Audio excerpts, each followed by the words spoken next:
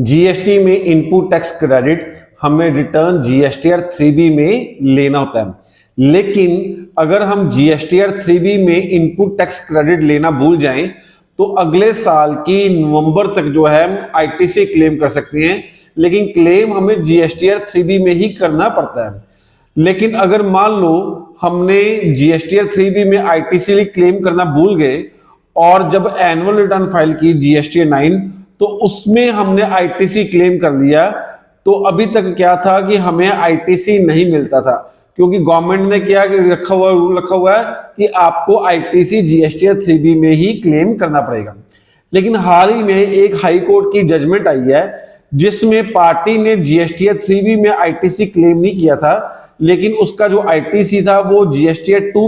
2A में बोल रहा था और उसके बेसिस पे उन्होंने एनुअल रिटर्न में आईटीसी क्लेम कर लिया। तो जो हाई कोर्ट है उसने जो है ये इसकी जजमेंट जो है ये केस को एसएससी के फेवर में किया है कि अगर जो एसएससी है